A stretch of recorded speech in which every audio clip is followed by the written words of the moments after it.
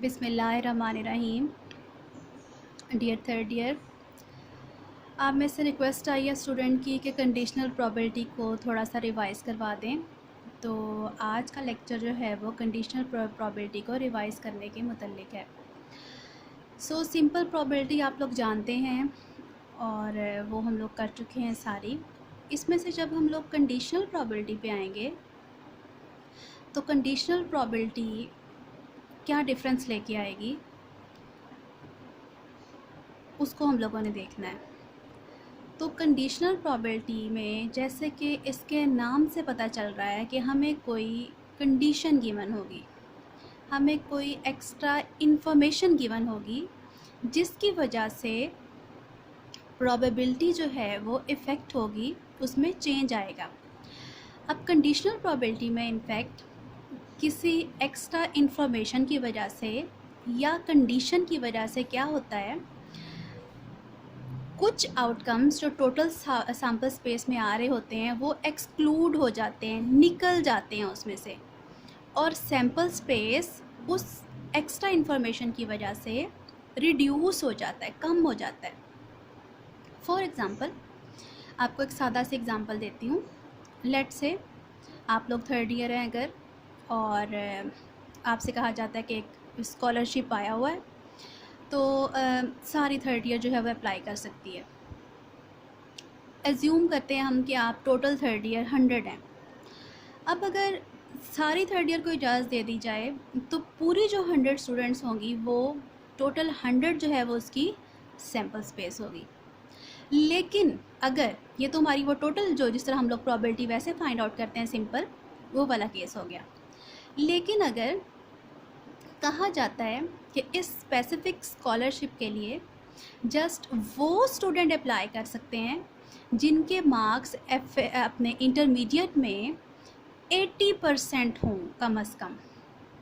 तो अब जब ये कंडीशन लग जाएगी, ये शर्त बीच में आ जाएगी, ये इंफॉर्मेशन बीच में ऐड हो जाएगी कि जस्ट 80% वाले स्टूडेंट जो हैं इंटरमीडिएट में जिन्होंने स्कोर किया है, जस्ट वो अप्लाई कर सकते हैं इस स्कॉलरशिप के लिए, तो क्या होगा, ढेरों ढेर स्टूडेंट्स जो हैं वो उस सैम्पल स्पेस में से खुद ब खुद एक्सक्लूड हो जाएंगे। क्योंकि आपको पता है 80% मार्क्स बहुत कम स्टूडेंट्स के होते हैं, 20-30% स्टूडेंट्स के मार्क्स होंगे, तो तकरीबन 70% स्टूडेंट्स 100 में से एक्सक्लूड हो जाएंगे और पीछे हमारी सैम्पल स्पेस तकरीबन कोई 30% रह जाएगी, या हो सकता है इससे भी कम हो। तो ये एक एग्ज़ाम्पल मैंने आपको दी है ताकि आप लोगों को समझ आ जाए कि कंडीशनल प्रोबेबिलिटी का कॉन्सेप्ट क्या है। ठीक है, इसमें क्या होता है, the sample space for an experiment must often be changed when some additional information pertaining to the outcome of the experiment is received. The effect of such information is to reduce the sample space by excluding some outcomes as being impossible which before receiving the information were believed possible. The probability associated with such a reduced sample space are called conditional probabilities.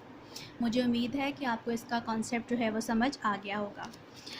अब उसमें consider किया एक simple सा, let us consider the die throwing experiment with sample space है उसका single die में आपको पता है 1 2 3 4 5 6। Suppose we wish to know the probability of the outcome that the die shows a 6।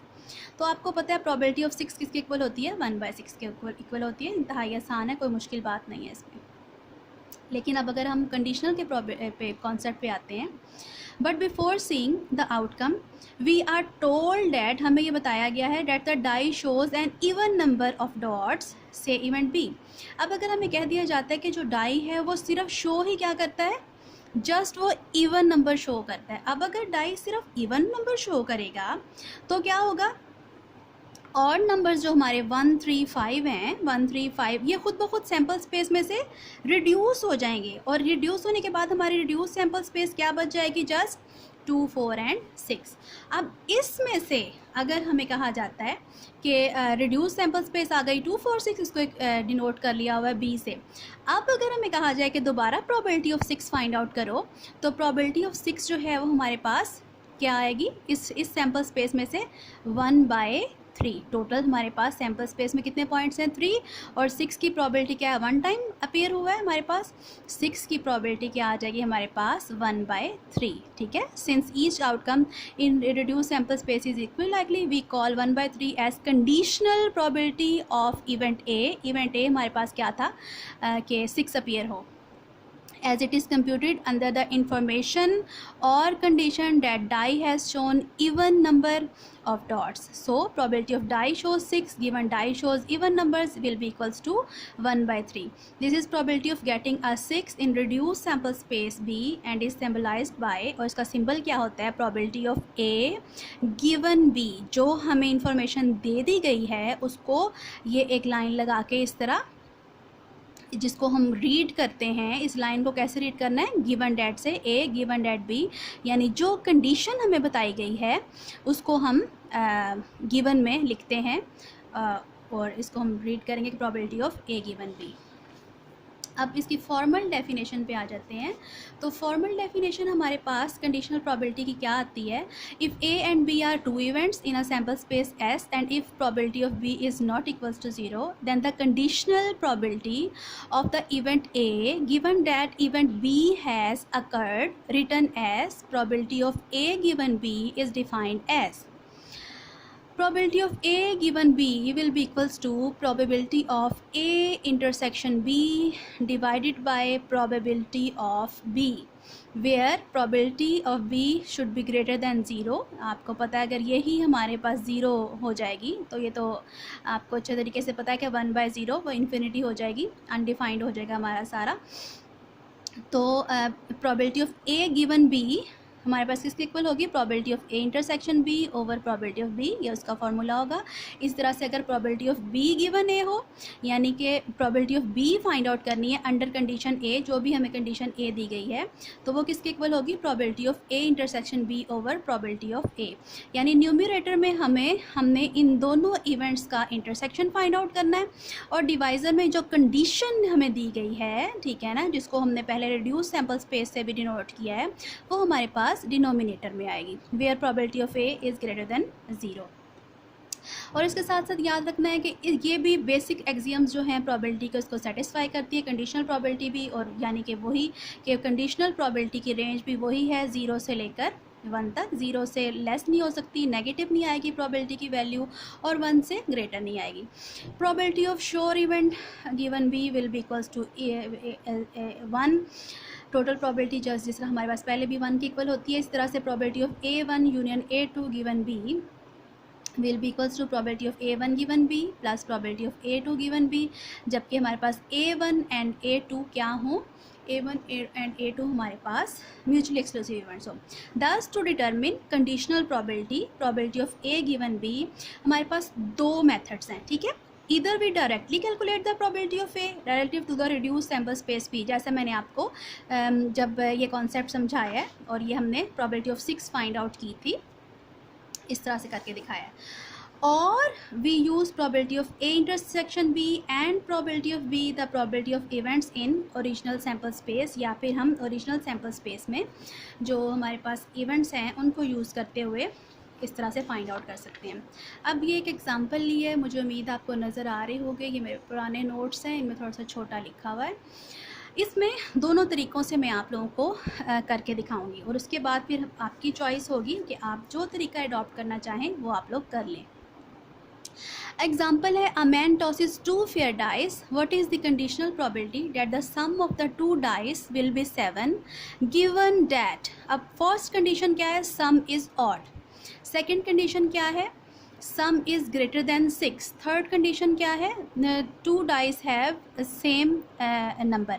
यानी ये 3 डिफरेंट कंडीशंस पे हर कंडीशन के लिए हमने अलग से probability of greater than 2 dice will be 7, sum of 7 find out करना है। इस कंडीशन के लिए अलग, इस कंडीशन के लिए अलग और इस कंडीशन के लिए अलग, यानी 3 डिफरेंट रिड्यूस्ड सैम्पल स्पेसेस आएंगी हमारे पास। और उन हर एक रिड्यूस्ड सैम्पल स्पेस के लिए हमने इसके लिए अलग, इसके लिए अलग, इसके लिए अलग हमने probability of sum of 7 find out करनी है। अब जो मेथड्स हैं इसके, पहले मैं आपको रिड्यूस्ड वाले तरीके से करवा देती हूँ, क्योंकि हमने पहले भी डिस्कस करते हुए उसको पहले डिस्कस किया है। तो अगर हम लोग रिड्यूस्ड वाले की बात करें, और तो फर्स्ट कंडीशन हमें पता है, हम एज्यूम कर लेते हैं 4 इवेंट्स अपने पास A B C and D। 2 dice, sum of the 2 dice will be 7 को हम डिनोट कर लेते हैं किससे, A से, ठीक है। तो A के आपको पता है 2 डाइसिस के टोटल 36 आउटकम्स आपको अच्छे तरीके से आते हैं, 1 से लेकर 6 तक तो जो होते हैं, ठीक है। अब वैसे उनमें से हमारे पास A जो है, A को हम लोग यहाँ नहीं अभी नहीं लिखेंगे, बल्कि A को इसमें हमने यहाँ नहीं लिखना, हम लोग स्टार्ट करते हैं रिड्यूस सैम्पल स्पेस से। फर्स्ट हमारे पास क्या है, सम इज़ ऑड। अब सम इज़ ऑड को हमने डिनोट किया है किससे, B से। ये हमारी फर्स्ट रिड्यूस्ड सैम्पल स्पेस बनेगी। अब उन 36 आउटकम्स में से, जो कि 1 से स्टार्ट होके 6 तक होते हैं, आप लोगों को पता है, उस सैम्पल स्पेस में से हमने जस्ट कौन से कंसीडर करने हैं, सम इज़ ऑड, जिनका सम ऑड आएगा। यानी इवन वाले 18 आउटकम्स एक्सक्लूड हो जाएंगे और सैम्पल स्पेस रिड्यूस होके जस्ट 18 आउटकम्स पे कंसिस्ट करेगी 1 2, जो कि सारे ऑड होंगे, 1 और 2, 1 + 2 3, 1 + 4 5, यानी कि सारे जिनका सम ऑड आ रहा है वो हमारे पास फर्स्ट सैम्पल स्पेस B में आ जाएंगे। अब B ये पहली हमारी सैम्पल स्पेस है रिड्यूस, जो कि फर्स्ट कंडीशन हमें गिवन है सम इज़ ऑड। अब इसमें से हमने फाइंड आउट करना है probability of A given B, यानी कि probability of A given B find out करनी है, यानी कि प्रोबेबिलिटी ऑफ 7 गिवन हमारे पास सैम्पल स्पेस क्या है, जिसमें सम क्या है, जस्ट ऑड है, वो सैम्पल स्पेस हमारी ये है। अब इस सैम्पल स्पेस में सिंपल प्रोबेबिलिटी के तरीके से आप लोग टोटल ऑफ 7 वाले आउटकम्स काउंट कर लें। अब देखिए टोटल ऑफ 7 वाला ये हो गया, 1 6 7 हो गया, 2 5 7 हो गया, 3 4 7 हो गया, 4 3 7 हो गया, 5 2 7 हो गया एंड 6 1 7 हो गया। टोटल 6 आउटकम्स हमारे पास आ गए।